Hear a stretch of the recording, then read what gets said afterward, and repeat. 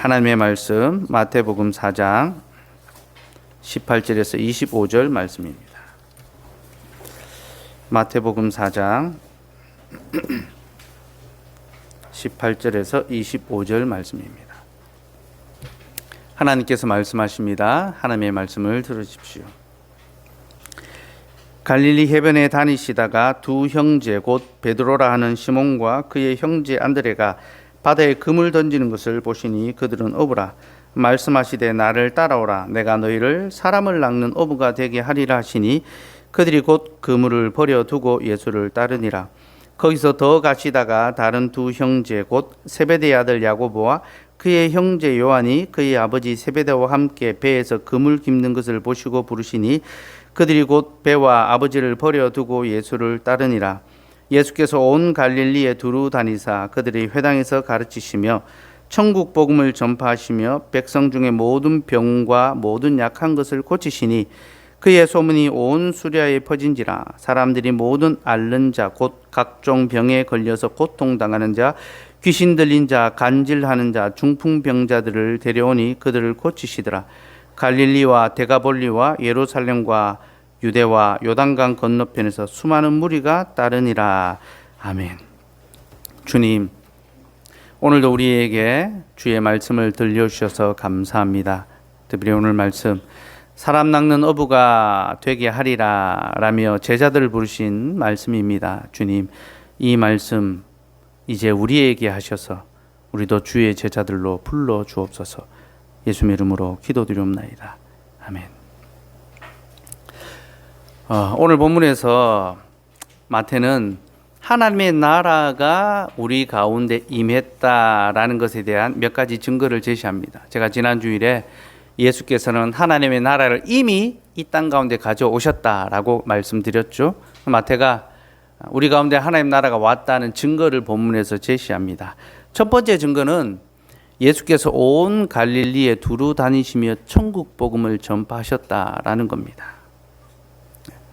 주께서 천국 복음을 전파하셨다.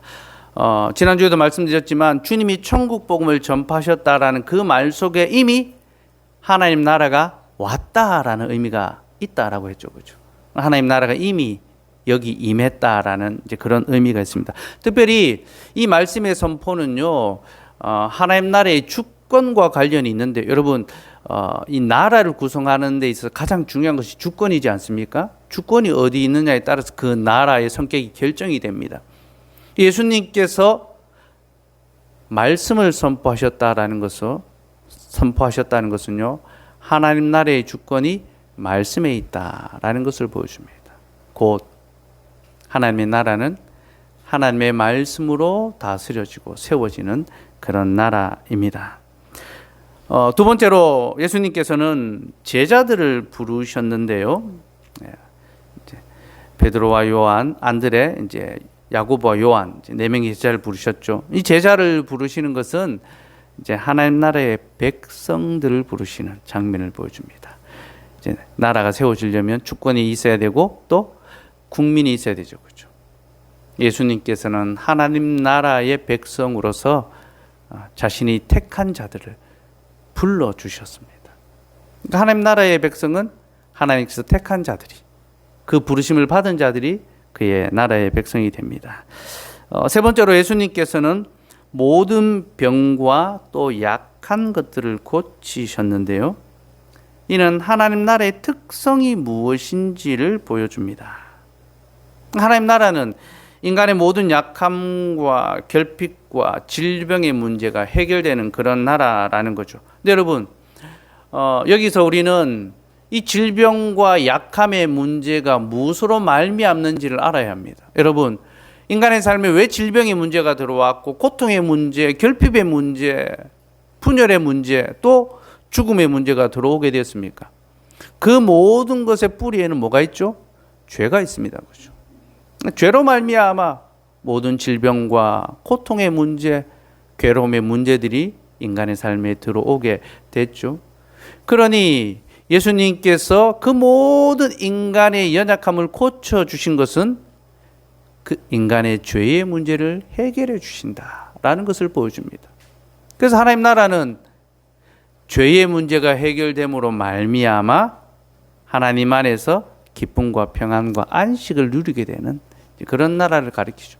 그저 단순히 어떤 기적을 경험하고 병이 낫고 내 어떤 필요의 결핍이 채워지는 그런 것이 하나님 나라가 아니라 그 모든 것의 그 기저에 있는 이 죄의 문제가 해결됨으로 이제 하나님 안에서 참된 기쁨과 안식을 누리게 되는 것이 바로 하나님 나라라는 겁니다. 자, 그렇게 오늘 본문에서 마태는 하나님 나라가 이미 도래했고 그 증거로 바로 이런 주권과 백성과 하나님 나라의 특성을 이제 소개하고 있는데요. 저는 오늘 특별히 하나님 나라의 백성에 대해서 좀 주목해 보려 합니다. 오늘 본문의 중심에는 예수님께서 이제 베드로와 안드레, 야고보와 요한을 자신의 제자로 부르시는 사건이 이제 있습니다. 예수님께서 이제 이 네 명의 제자를 첫 번째 제자라고 부르셨는데요. 이들을 제자로 부르신 이유는 그들로 하여금 사람 낚는 어부가 되게 하기 위해서입니다. 본문 18절, 19절 말씀 우리 같이 한번 읽어봅시다. 18절, 19절 시작. 갈릴리 해변에 다니시다가 두 형제 곧 베드로라 하는 시몬과 그의 형제 안드레가 바다에 그물 던지는 것을 보시니 그들은 어부라 말씀하시되 나를 따라오라 내가 너희를 사람을 낚는 어부가 되게 하리라 하시니. 마태는 베드로와 안드레가 어부다라고 그렇게 밝힙니다. 뒤에 나오는 야고보 요한도 마찬가지입니다. 그들 역시 그물을 깁고 그물을 이제 싣고 있었던 그런 이제 어부였죠, 그죠? 예수님께서는 어부들을 자신의 첫 번째 제자로 부르셨고요. 그리고 이렇게 하신 이유는 그들로 사람 낚는 어부가 되게 하기 위해서입니다. 곧 이 말씀은 장차 자신의 제자들이 어떤 사역을 하게 될 것인지에 대한 그런 이제 예고입니다.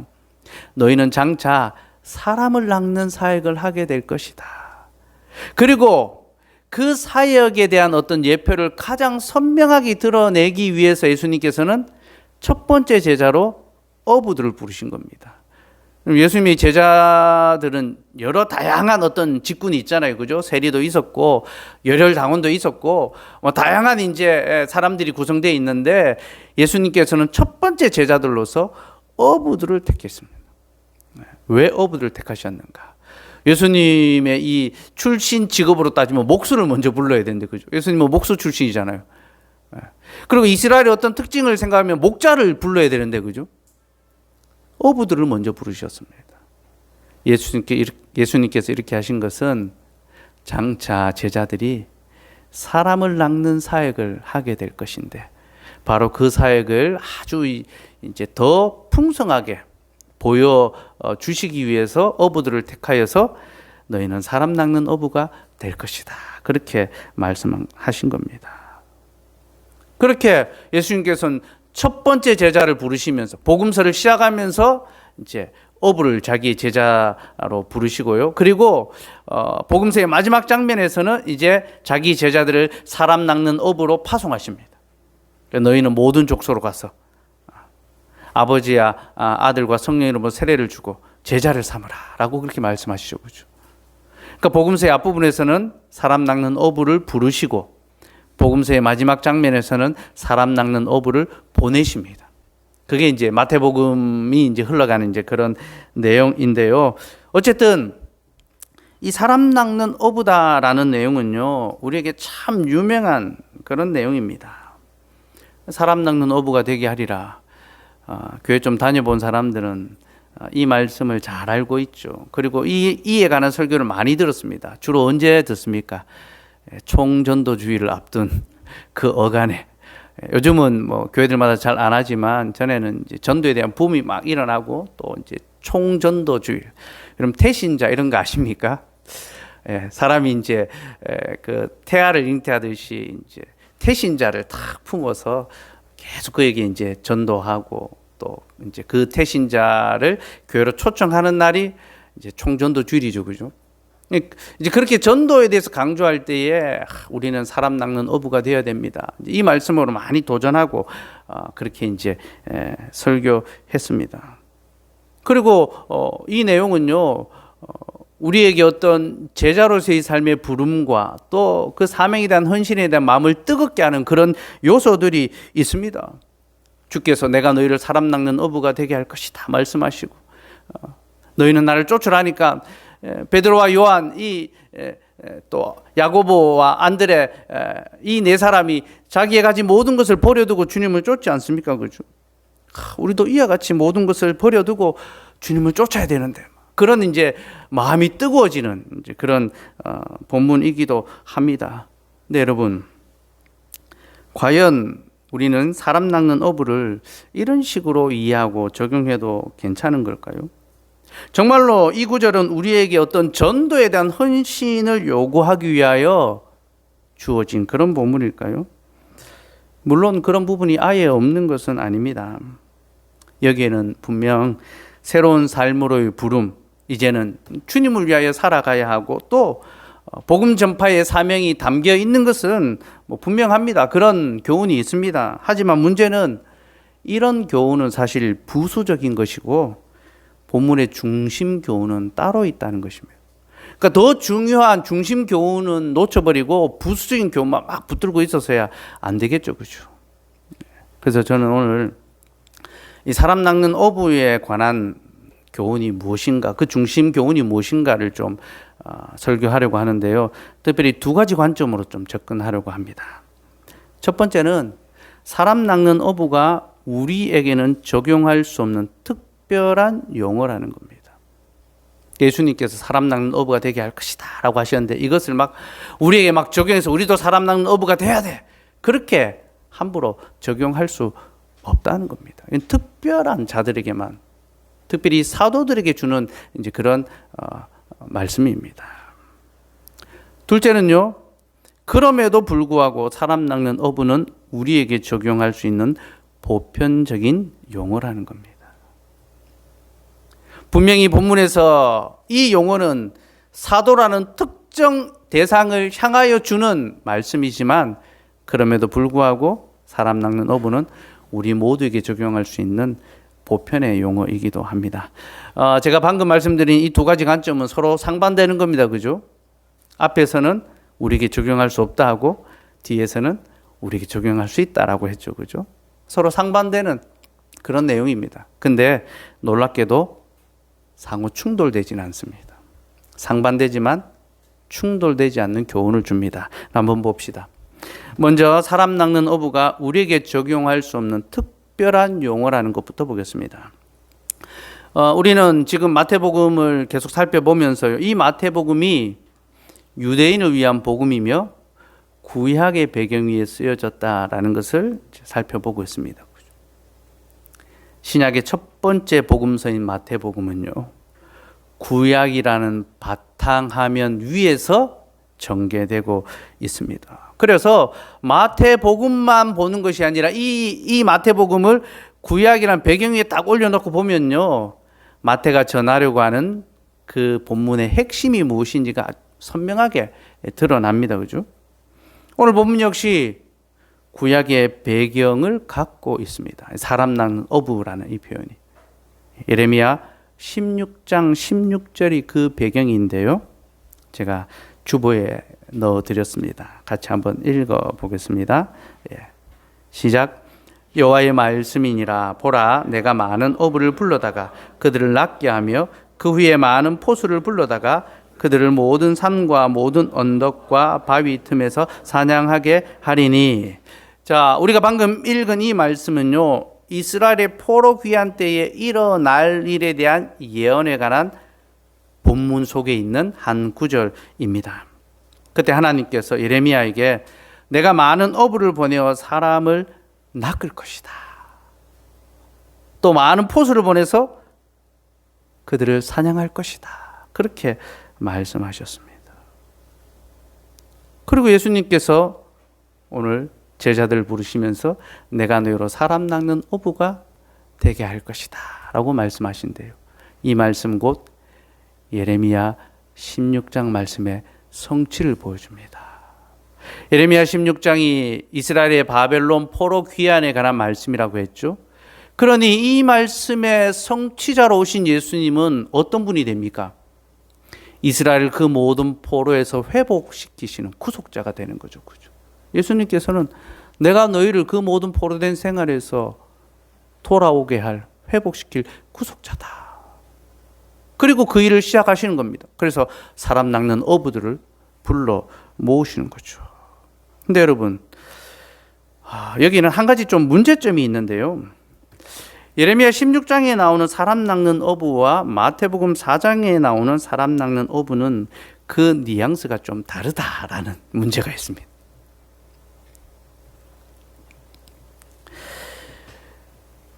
마태복음 4장의 어부는 우리가 잘 알고 있듯이 구원과 관련된 그런 이미지죠.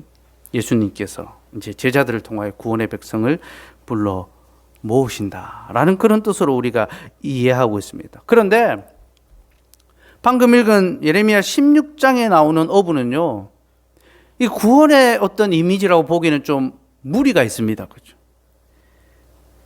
보라, 내가 많은 어부를 불러다가 그들을 낫게 하며 그 후에 많은 포수를 불러다가 그들을 모든 산과 모든 언덕과 바위 틈에서 사냥하게 하리니. 사람을 잡고 또 포수를 통하여 사냥을 합니다. 이건 구원의 이미지가 아니라 뭔가 심판의 이미지, 어떤 두려움과 공포의 이미지죠. 그죠? 이런 심판의 이미지는 그 뒤에 구절을 가면 더욱더 선명해집니다. 17절에 가면요, 하나님께서 그들의 행위를 살펴보시고 그들의 죄를 드러내실 것이다. 아무도 그 죄를 숨기지 못할 것이다. 그렇게 말씀하십니다.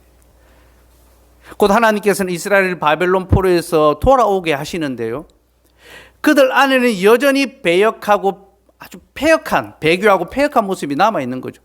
그래서 하나님께서 내가 사람 낚는 어부를 보내므로 너희를 징계하고 너희를 심판할 것이다. 그렇게 이제 경고하는 맥락에서 사람 낚는 어부에 관한 말씀을 주시는 겁니다.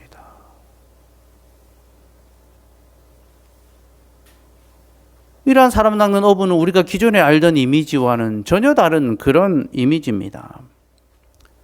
우린 예수님의 제자들이 사람 낚는 어부다라고 할 때에 이는 많은 백성을 구원하기 위한 하나님의 은혜의 사역으로 이해했습니다. 그렇죠?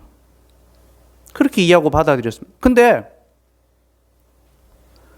동일한 개념이 앞서 구약에서는 심판자의 모습으로 등장하고 뒤에 복음서에서는 구원자로 등장하는 것. 여러분, 이거 뭔가 좀 이상하지 않습니까? 그리고 만약 이러한 어떤 이미지의 차이가 우리의 착각에서 말미암은 것이라면 좀 문제가 좀 심각해집니다. 즉, 성경이 보여주는 교훈이 아니라 우리의 어떤 바람과 기대로 이 구절을 오해하고 또 해석한다면요, 우리는 조금 잘못된 결론으로 나아갈 수 있다는 겁니다. 그러니 이 구절을 잘 살펴보아야 합니다. 감사하게도 예수님께서는 사람 낚는 어부에 관한 말씀을 그 뒤에 한 번 더 해주십니다. 그래서 우리는 그 말씀을 참고할 때에 주께서 말씀하시는 사람 낚는 어부가 구원의 이미지만 있는지 아니면 심판의 이미지도 있는지를 확인할 수가 있습니다. 판정할 수가 있습니다. 마태복음 13장 47절에서 50절 말씀을 보겠습니다. 마태복음 13장 47절에서 50절 말씀입니다. 같이 읽읍시다. 시작. 또 천국은 마치 바다에 치고 각종 물고기를 모으는 그물과 같으니 그물에 가득함에 물가로 끌어내고 앉아서 좋은 것은 그릇에 담고 못된 것은 내버리느니라. 세상 끝에도 이러하리라. 천사들이 와서 의인 중에서 악인을 갈라내어 풀무불에 던져 넣으리니 거기서 울며 이를 갈리라. 자, 여기 보면 사람 낚는 어부에 관한 추가 설명이 이제 나오죠. 그죠? 천국은 바다에 그물을 치고 각종 물고기를 잡는 것과 같은데 물고기를 잡은 후에 이제 어부가 좋은 것은 그릇에 담고 못된 것은 밖에 내어 버립니다. 일종의 이제 선별 작업을 하는 거죠. 그죠? 먹을 수 있는 것과 먹지 못하는 것. 좋은 물고기와 나쁜 물고기를 구별해 냅니다. 여러분, 우리는 어부의 사역을 단편적으로 이해해서는 안 됩니다. 어부는 고기를 잡는 것만 하는 사람이 아니라 선별하는 작업을 하는 사람이기도 합니다. 우리 교회에 이제 낚시 좋아하는 분들이 좀 계신데요. 낚시는 그저 고기를 낚아 올리기만 하는 것이 아니라 잡은 물고기를 선별해서 좋은 것은 그릇에 담아 가져오고 나쁜 것은 다시, 안 좋은 건 다시 풀어주는 것. 그게 이제 낚시의 그런 역할이지 아닙니까? 제가 예전에 우리 정우영 성도님하고 같이 낚시를 가본 적이 있는데요. 제가 열심히 이제 수고해서 낚아 올리니까 정우영 성도 옆에서 계속 풀어주더라고요. 먹을 게 하나도 없는 자잘한 거. 저는 그것도 기쁘고 좋아서 이거 뭐 가져갔으면 좋겠는데 목사님 이거 못 씁니다 하면서 다 풀어주더라고요. 사람 낚는 어부라는 것은요, 바로 이와 같은 사역을 하는 사람입니다.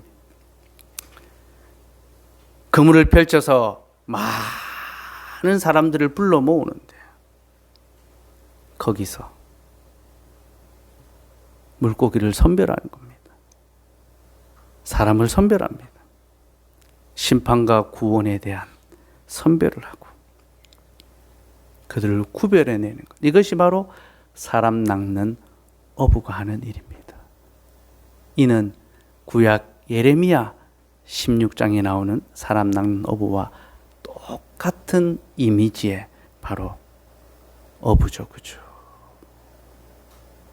우리는 사람 낚는 어부의 이 속성에 구원의 이미지만 있는 것이 아니라 심판의 이미지도 있다라는 것을 알아야 합니다. 그리고 이 사실을 알 때에 우리는 이 구절을 모든 그리스도인에게 적용할 수 없다는 사실 또한 알게 됩니다. 여러분, 사람 낚는 어부는요, 사도들에게 주어진 특별한 사명이었습니다. 그들은 유대인들을 향하여 복음을 전파했습니다. 그리고 그 복음을 받아들이고 순종하는 자들에게는 구원의 은혜를 베풀고 거역하며 배역하는 자들을 향하는 심판과 저주를 선언했습니다. 물고기를 다 구별하는 사역, 사도들이 했던 것입니다. 그리고 그 사도들이 했던 사역이 이제 교회의 직분자들에게 넘어옵니다. 여러분, 교회 직분자들이 하는 역할이 무엇입니까? 그들은 복음을 전파하여 사람들을 교회로 불러 모읍니다. 그리고 그것으로 그의 사역이 끝나는 것이 아니라 이후에 그는 성도들을 가르치고 지도하며 책망합니다. 바르게 합니다.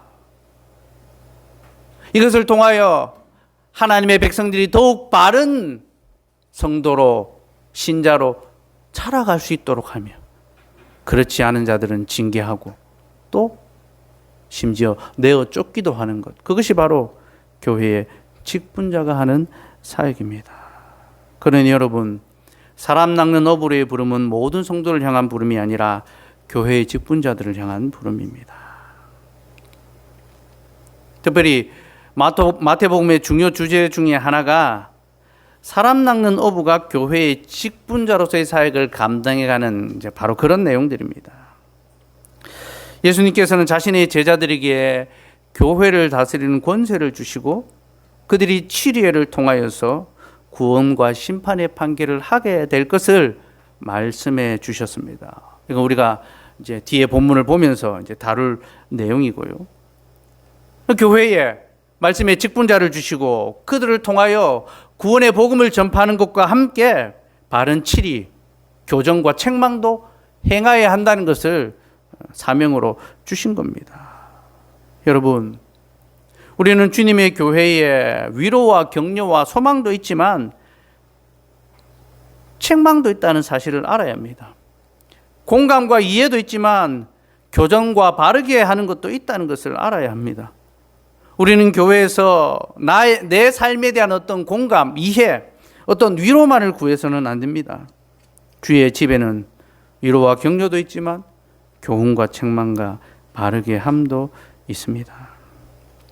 사람 낚는 업으로 부름을 받은 직분자는 성도들을 말씀으로 잘 훈계하고 바르게 해가는 그 사역을 감당해야 합니다. 이것이 그들을 향한 주님의 부르심입니다. 사람 낚는 어부가 직분자에 관한 말씀이라는 것은 주님이 그들을 부르시는 방식에서도 확인됩니다. 주님은 그들에게 나를 따르라 라고 하셨는데, 여기서 주님을 따른다라는 것은요, 자신들이 가진 모든 것을 버려두고 주님을 따라가는 그런 삶을 가리킵니다. 본문으로 다시 돌아가서 4장 20절 같이 한번 읽을까요? 시작. 그들이 곧 그물을 버려두고 예수를 따르니라. 22절도 봅시다. 그들이 곧 배와 아버지를 버려두고 예수를 따르니라. 베드로와 안드레, 야고보와 요한은 배와 그물, 심지어 아버지까지 버려두고 주를 따랐습니다. 여러분, 그들에게 있어 배와 그물은 매우 중요한 것입니다. 어부에게는 배와 그물이 생계의 모든 것이지 않습니까? 그리고 이것은 상당히 고가의 그런 물건들입니다. 우리는 예수님의 제자들이 가난한 어부였다라고 생각하는데요, 그렇지 않습니다. 그들은 배와 그물을 가지고 있었고요, 이는 그들이 결코 가난한 사람들이 아니다라는 것을 보여줍니다. 고고학적으로 이제 그 예수님이 계셨던 가버나움 동네가 이제 복원이 되고 베드로의 집으로 이제 또 판명된 집이 이제 발견됐는데, 그 집이 상당히 큰, 요즘으로 치면 이제 건물을 가진 그런 넓은 집이었다는 게 이제 드러났습니다. 베드로, 안드레, 야고보, 요한은요, 상당한 재력가였습니다. 배를 가지고 있다는 것은 그들이 일정한 사업체를 경영하고 있었다라는 것을 이제 보여주죠, 그렇죠? 여러분, 배 한 척 값이 얼마인지 압니까? 고기잡이를 할 만한 그런 배를 사려면요, 적어도 최소 5억에서 10억은 있어야 배 한 척 살 수 있습니다. 그러니 베드로와 요한을 너무 쉽게, 너무 가난하게 보지 마십시오. 이들은 최소 중산층 이상이고 재난지원금 못 받는 그런 부류에 속하는 사람들입니다. 그런데 주님은 그들에게 너희는 나를 따르라 말씀하셨고, 이는 자신의 모든 것을 내려놓고 전적으로 주님을 위하여 살아가야 하는 그런 부르심이었습니다. 칼빈은 이 부분을 주의하면서 이는 일반적인 부르심이 아니라 사역을 위한 특별한 부르심이다라고 말합니다.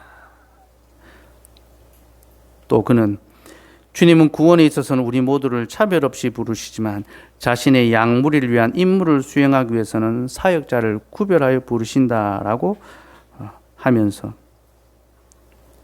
사람 낚는 업으로서의 부르심은 자신의 삶의 모든 것을 버려두고 주를 쫓아야 하는 사역자의 부르심이다 라고 그렇게 했습니다.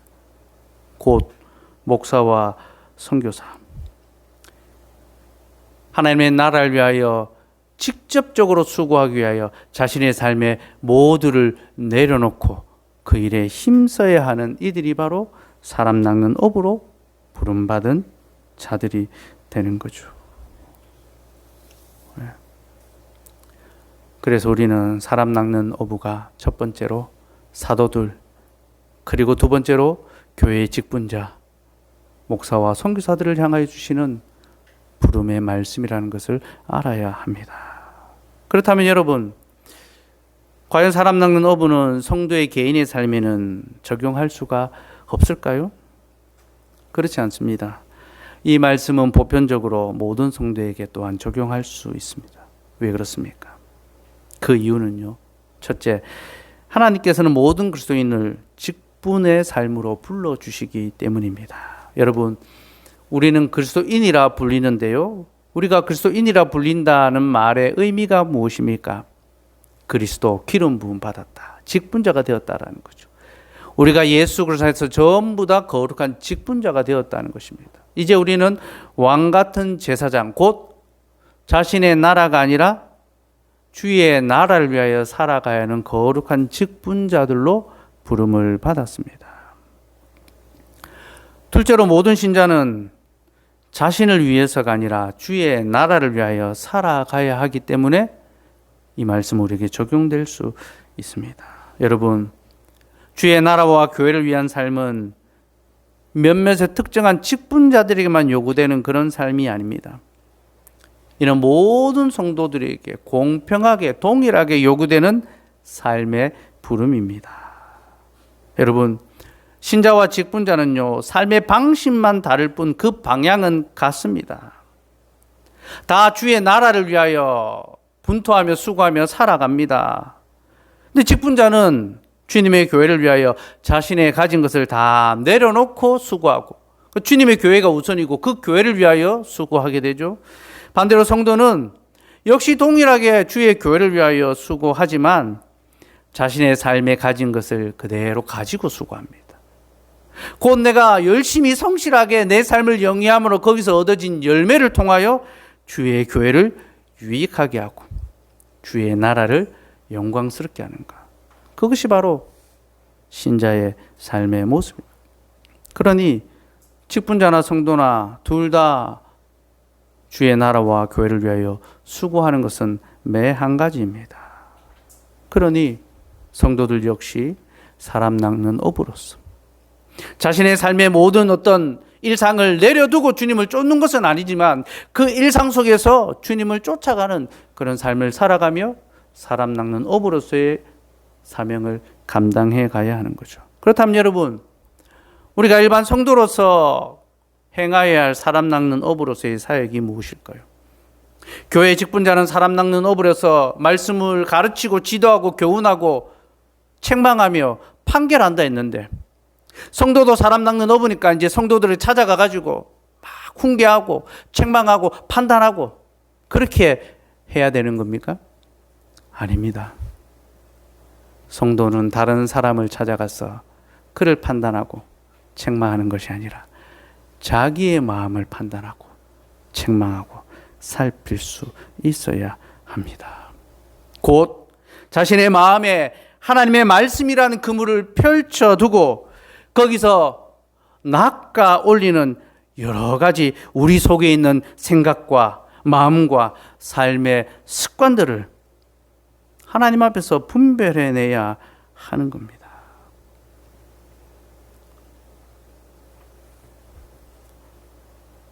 우리의 마음속에 세속에 온갖 더러운 것들이 있고 어둠의 모든 물질상 것들이 있고 세상을 향한 염려와 근심과 두려움들, 온갖 잡동사니들이 가득하지 않습니까? 그죠? 그리고 우리의 마음속에 선하고 좋은 것들도 있습니다. 하나님 말씀대로 살아가기를 바라며 진실하고 성실하고 정직하게 살아가고자 하는 그런 마음과 그런 열망들도 있습니다. 매일마다 우리의 마음에 하나님의 말씀의 그물을 탁 펼쳐놓는 겁니다. 그리고 그 속에서 매일마다 드는 생각들을 끌어올리고 우리의 삶의 습관들을 돌아보는 겁니다. 그래서 그 그물에 걸려든 우리의 모든 이 실체들, 우리 마음속에 깊이 감춰둔 것들 끄집어내어서 좋지 않은 것들, 어두운 것들, 누추하고 부끄러운 것들은 내어보내고 하나님 앞에서 선하고 온전한 생각과 습관은 지킬 수 있도록 내 마음속에서 계속 붙들려 있을 수 있도록 힘쓰고 애쓰는 것, 그것이 바로 사람 낚는 어부로서 우리가 행해야 될 삶의 모습입니다. 조던 피터슨이라는 사람이 있는데요, 그는 그리스도인의 삶을 이렇게 표현했습니다. 그리스도인은 자기 마음의 옷장 속에 있는 쓰레기를 정리하고 깨끗하게 해야 한다. 만약 쓰레기를 치우지 않고 계속 쌓아두고 숨기기만 한다면 당신이 가장 준비가 안 되었을 때 옷장 문이 갑자기 열리면서 그동안 쌓인 것들이 한꺼번에 쏟아져 나와 당신을 덮칠 것이다. 그러니까 집을 정리할 때에 잘 정리해서 질서 있게 해야 되는데 이불 넣을 때 옷장 열고 그 속에 막 구겨 넣지 않습니까? 손님 갑자기 오면 그죠, 막 구겨 놓고 목사님 신방 온다 하면 갑자기 막 청소하고 정리하고 막 그러잖아요, 그죠? 그래서 막 이것저것 우겨 넣었는데 갑자기 그 우겨 싼 것이 이제 어느 순간 터져서 흘러 나오고 넘치게 된다는 거죠. 우리의 삶은 그렇게 흘러갈 수 있기 때문에 당신이 그리스도인이라면 그러한 일이 일어나기 전에 그 잡동사니와 마주하고 하나하나 분류하며 필요한 것은 간직하고 나머지는 내다 버려야 한다. 정리하라. 이것이 그리스도인의 삶의 모습이다 라고 그렇게 말했습니다. 여러분, 그의 권면은 오늘 우리가 적용해야 될 바로 그 내용들 아닙니까?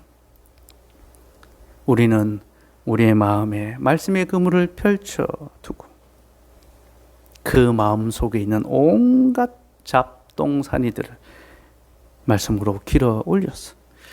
그 중에 더럽고 추하고 나쁜 것들은 내어버리고 하나님의 거룩하고 선하고 온전한 것들은 잘 분류하여 우리의 마음에 계속 남아있게 해야 합니다. 우리는 그렇게 우리의 삶의 질서와 체계를 잡아가야 하며 이것이 우리가 성도로서 매일 감당해 가야 될 사람 낚는 어부, 우리의 마음을 낚아서 하나님 앞에서 정결하고 온전하게 만들어 가야 되는 거죠. K.A. 스미스라는 신학자는 우리가 그리스도를 사랑하기를 바라고 또 믿음대로 살기를 바라는 그 생각이 우리를 그리스도인답게 만들어주는 것이 아니라 우리가 나쁜 습관들, 더러운 삶의 습관들은 내다 버리고 말씀의 좋은 습관들, 매일 거룩하고 온전한 삶의 습관들을 들여가는 그 실천의 삶을 통하여 우리가 참된 그리스도인이 된다. 그렇게 말했습니다. 여러분, 진정한 제자가 누굽니까? 자기의 삶의 모든 것을 내려놓고 즉각적으로 주님을 쫓아갈 수 있는 그런 믿음의 사람이 누굽니까? 곧 매일마다 자신의 삶의 말씀의 그물을 펼치고 악하고 어두운 생각과 습성들은, 죄의 속성들은 하나하나 내어버리고 의와 거룩의 습성과 아름다운 모습들은 하나하나 차곡차곡 쌓아가는 것.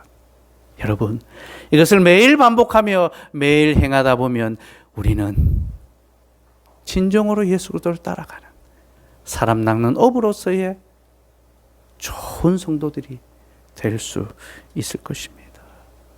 말씀을 맺겠습니다. 저는 오늘 설교를 준비하며 저의 부르심이 무엇인가 돌아보았습니다. 제가 어떻게 사역자의 길로 들어섰으며 또 어떻게 개척교회 목사가 되었는지를 좀 살펴보았습니다. 제가 원래 설교 준비하면서 구구절절하게 막 이걸 설교문을 썼어요. 다 뺐습니다. 너무 좀 구구절절하고 제 개인적인 어떤 고백이기도 해서 어쨌든 그 여정 속에 여러분들도 함께하고 또 같이 공감하는 부분도 있을 겁니다. 인생의 선택의 순간들마다 하나님께서는 말씀으로 저를 불러주셨고 또 모든 것을 내려두고 너는 나를 쫓으라. 너는 사람 낚는 어부가 될 것이다. 그렇게 말씀해 주셨습니다. 저는 베드로나 안드레처럼 많은 것을 가지지 못했지만 제가 가진 것들 중에 내려놓아야 할 것들 내려놓으면서 여기까지 쫓아왔습니다. 그러면서 다시 한번 하나님 말씀 앞에 저의 사명을 돌아보게 됩니다. 제가 사람 낚는 어부로서 바르게 사역하고 있는가? 그저 사람들을 불러 모으는, 설교를 통하여 사람들을 불러 모으는 그 일만 하는 것이 아니라 모인 자들을 가르치고 돌아보고 지도하고 때로는 책망하고 교정함으로써 사람 낚는 어부의 사명을 잘 감당하고 있는가 돌아보게 되었습니다. 이는 참 어렵고 힘든 일입니다. 싫은 소리를 듣는 것이 하는 사람이나 듣는 사람이나 누가 좋을 수 있겠습니까? 또 이로 인하여 마음이 불편해지고 교회를 떠나는 사람이 있을 수도 있습니다. 그러나 이것은 사람 낚는 업으로 부름받은 제가 반드시 해야 될 그런 일이며 주의 교회는 그런 과정을 통하여 아름답게 세워져 갈 것입니다. 성도들이 늘어난다는 것은 그만큼 사명이 더 커진다라는 거죠. 교인들이 늘어날 때에 한편으로는 감사하지만 또 한편으로는 많은 부담이 있습니다. 내가 과연 이 사역을 잘 감당할 수 있을까? 주일학교 아이들이 있고 또 새로운 아이들이 태어난다는 것이 너무나 감사한 일이지만 이 아이들을 잘 가르치고 지도할 수 있는 그런 방향으로,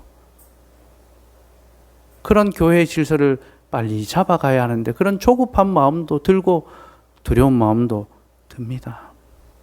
그러나 주께서 너는 나를 쫓으라, 사람 낚는 어부가 되라 말씀하셨으니 주의 말씀을 따라 또 다시 마음을 새롭게 하며 도전하며 말씀의 그물을 펼쳐서 주의 교회가 더 아름답고 주의 성도들이 더 온전해질 수 있도록 사역하며 수고하겠습니다. 여러분의 부르심은 무엇입니까? 하나님께서 여러분들은 어떤 삶으로 부르셨습니까? 여러분, 삶의 정황은 다르고 각자가 처한 현실은 다르다 할지라도 사람 낚는 어부로서 자기의 삶을 지키며 주의 교회를 위하여 우리의 삶의 모든 것을 수고하며 땀 흘려 가야 한다는 그 사명의 부르심은 동일합니다. 여러분의 마음의 바다에 말씀의 그물을 펼치시고 매일 여러분의 생각과 고민과 습관을 길어 올리십시오. 그리고 모든 무질서한 것과 어그러진 생각, 곧 하나님 나라가 아닌 세상 일들로 인한 근심과 염려, 또한 성공과 부유하길 원하는 모든 속된 것들을 내어버리시고 하나님 나라의 선하고 아름다운 것을 잘 간직하고 지키시기 바랍니다. 그렇게 말씀으로 자기 삶의 질서를 잡으며 주의 나라와 교회를 위하여 자신의 삶의 모든 것을 수고하여 희생하는 자에게 하나님께서는 그리스도의 제자로서의 영광스럽고 복된 칭호를 허락해 주실 것입니다. 기도하겠습니다.